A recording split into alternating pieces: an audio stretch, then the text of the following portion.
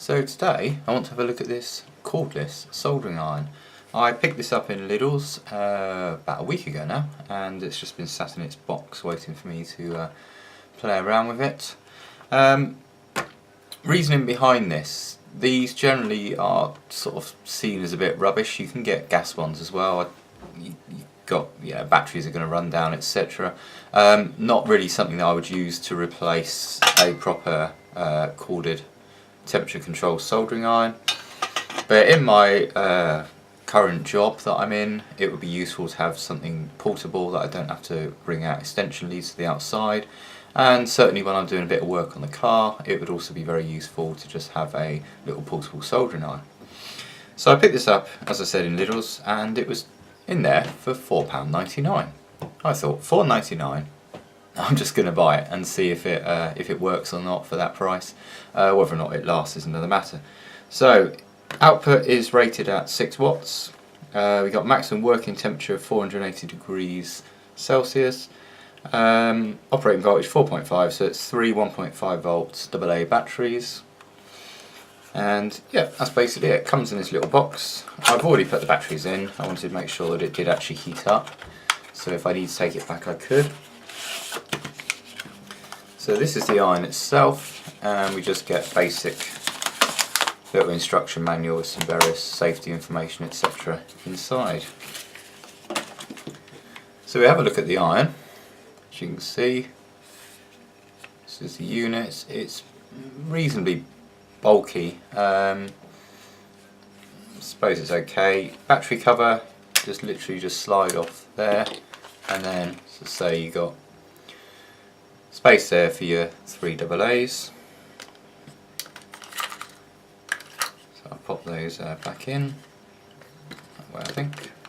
So you've got a little protective cover here which we can just pop off. Now this acts as a kind of safety feature, so you can turn the unit on. It doesn't actually heat up until you press the on button, as you can see there's a light there.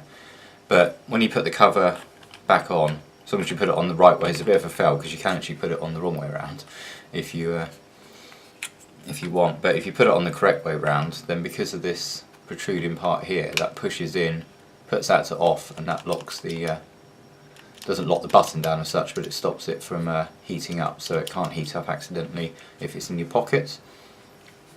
So like I say, take the cover off, slide it on, and then press the button to engage the heating. It's designed to be used like a pen. They sort of show it being used like that. For certain jobs that's probably reasonably okay if you're working on a circuit board. If you're doing maybe soldering some wires together, I'd probably hold it like that. It's just easier that way round. Now the tip seems to be a press fit. It's quite difficult to get off. I think if you wiggle it enough it will eventually actually pop off there. I'll give it a go. Yeah, I think we can get that off. Not quite. I'm guessing it's got. Has it got the heating? Oh right, no. So it's got like a banana type jack, and it's like a banana tip that obviously mates in with the metal inside there, which has probably got the heating coil wrapped around it. They only supply one tip, which is a shame because the one tip they supply is the conical tip, which is the most useless soldering iron tip you can get. I've had a look online. I've not managed to find any sort of listings for tips for this specific soldering iron, being that this is made by Parkside or branded Parkside for Lidl's. But being that it's got the kind of banana type connection, I expect if I do a bit more searching, probably eBay will throw up a few listings for other tips that would fit over this. So I'll have to look into that, get something like, you know, I've got any other soldering iron, nice little chisel tip on it.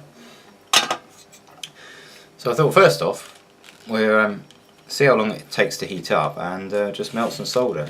So I've got here some 6337, 2% flux. This is quite thin solder, I think 0.6mm. I quite like solder thin for certain jobs. So if we just press the button for on, you've got to hold the button in for heating. It's supposed to heat up pretty quickly, so we've got the red light on there, and we just touch that on the tip. And yep, that's certainly melting nicely there. I'll just clean that off with a bit of a wire. So it seems to heat up quick enough. That's certainly what you want in a battery device like this. You want it to be able to heat up really rapidly so you can sort of get on with the job and not waste a lot of power in a heating unit. It will stand upright like that. It does recommend in the instructions that you place it like that when you're not using it. So what we could try now is a bit of wire. Not quite sure what we're going to solder to the wire. We'll solder maybe wire to wire, I suppose. That might work. I was trying to find something with a big thermal pad on to see what its ability is on that sort of thing. This is just wire from Halfords. It's 5 amp cable. So we got a bit there. Let's have. Here's another bit of 5 amp cable wire. So I'll just pop this in my helping hand. This helping hand is kind of alright, but it's just the stupid crocodile bits always drop off the end. Sorry, I'm off camera there. So I got that in there, so we'll put a bit of solder on that wire.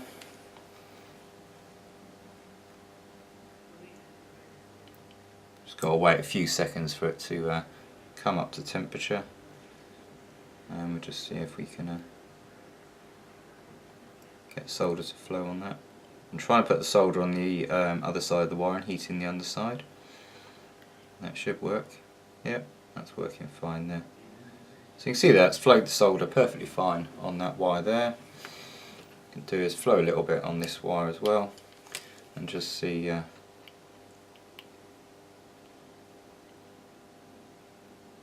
that's flowed okay on that one. So I'll just spin that around and just heat up. Try and heat both wires together.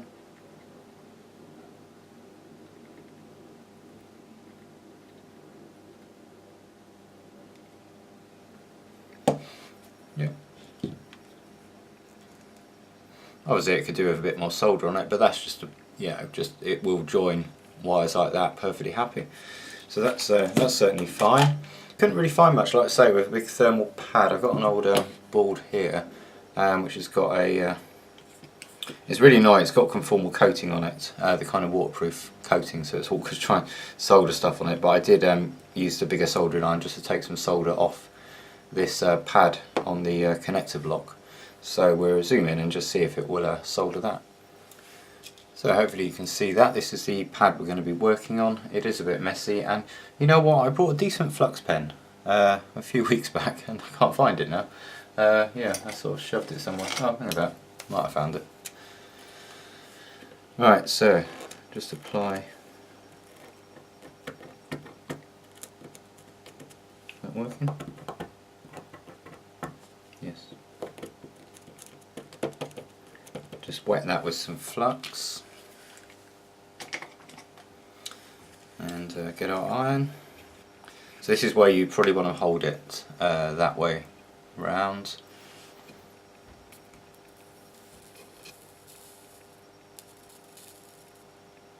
Probably going to have to give it a fair bit of heat for it to take the solder.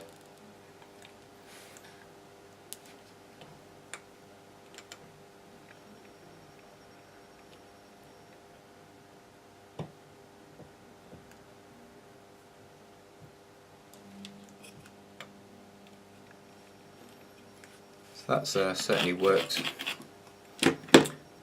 perfectly fine. It's obviously a bit messy. This is not a board that I have any use for. It came from my previous job. It's out of a lawnmower. I was basically just going to see if I could fault find the issue with it, and yeah, because it's all conformal coated and stuff, it's just, you know, left in a pile and will probably go in the bin really, as I've changed jobs. But there we are. So I soldered that perfectly fine, so not an issue. So overall, it's not a bad little unit really. It's shame about the tip. I guess it's just standard with cheap soldering irons, you just get a conical tip. It's not discoloured too much yet, which is good. I don't know about the strength. I mean, it does bend a bit, so you don't want to put too much force on the thing, or you might sort of snap it off. Cools down pretty quickly. That's warm, but not sort of burning hot. I would do a teardown on it, but to be honest with you, I don't think there's going to be anything much to see inside. We basically just got a little switch there which acts as a locking mechanism. You can see the light won't come on, it won't heat. When it's on, it will. And that's what I was saying about the cover. If you put it on the right way, that would just push that down, and that would just stop you from automatically sort of turning that on accidentally if you've got it in your pockets, etc. Not bad, like I say. I shall probably, take it into work, leave it there for use there. I want to do a bit of work on the car today, so I thought I'd shoot this video first in case I sort of, discolour the iron or break it in any way. So I need it on the car today, so I'm going to take that with me and see how long the batteries last, I guess. I did put Duracell in, hopefully it'll last long enough. You certainly don't want it sort of dying if you just doing soldering, periodically during the day, and sort of a week later the batteries are dead. It would be ideal if it could last a bit longer than that, but we shall see. Okay, so a bit of an update on this soldering iron. Earlier in the video I said I was hoping to do some work on the car. I was basically sorting out Parrot Bluetooth thing. It's when you try and stream music to it, it tends to play more over the right side of the car than the left. Just turned that back connection, so I just resoldered all the wires on there. It's a bit messy. Yeah, it was kind of struggling a bit. At first it was working quite well, and then it just, I sort of 3 wires, not very thick wires. I mean, not that sort of size at all. Probably more like what's on the battery holder here. So yeah, not very thick wires at all. 3 of those. I think one of them was that size. I think there's 2 thin ones and one about that size.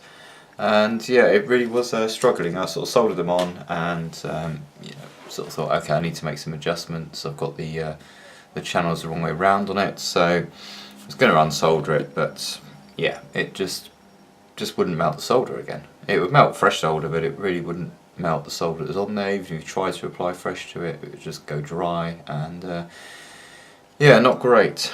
So in the end, because the wires I was working with had actually been put on, I put them on with quick connectors further back, so I just swapped those connectors around. So I don't know if that's an issue with the batteries. I mean, I'd be pretty disappointed if the batteries were running flat already. For a little bit of soldering. It could be because I had the window open in the car, and it's coming up to November, so it's cold, that sort of thing, possibly.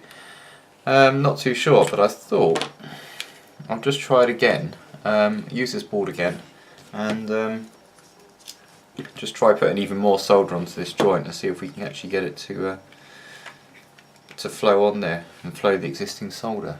So I'll take you in a bit closer and we'll have a look. Alright, so I think the iron is just about warmed up now. Yeah, we can get some fresh solder on that, so that's fine. Just see if we can get this solder here to melt. Yeah, that's melting absolutely fine. Not a problem at all now. Don't think it'll melt this one because, like I say, it's got the, as I said earlier in the video, got the conformal coating on it, which you have to try and burn through that.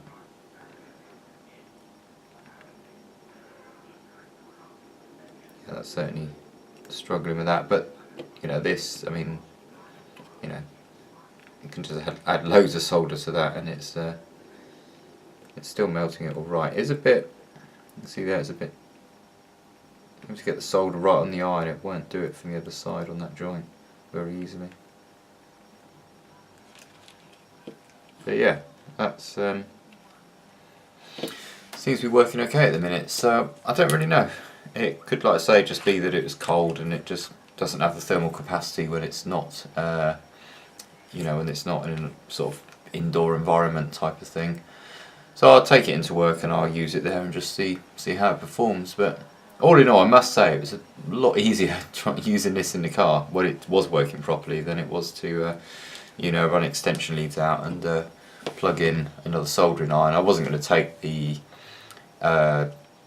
bench one as such, with the variable temperature, etc. I've just got another one that's normal mains one that's reasonably good. But yeah, it's a lot easier to use than than the other one. It cools down reasonably quick, and because you can just put the cap on, especially when you're sitting in the car, you got to sort of think, where do I put the soldering iron once I've finished soldering? So yeah, this, you just whack the cap on, just stick it on the seat or something. So yeah, it's probably a worthwhile buy for the price. Say £4.99, I think it was. Yeah, cheap enough. Just yeah, it doesn't really have the thermal capacity if it's a bit cold, I'm guessing. Anyway, if you've got any views on this, leave it in the comments. If you've got one of these, let me know what you think of it and how it works for you. And if you've got any suggestions on any battery powered soldering irons, don't really want to go down the gas route. The last gas one I used, the tip just basically sort of ate itself away rather rapidly. So, but yeah, battery ones. I know there are some good battery ones for sort of £120 sort of thing, but obviously something sub sort of 50 quid sort of thing. If you've got any ideas, what you guys use, let me know. I'll see you soon for the next video.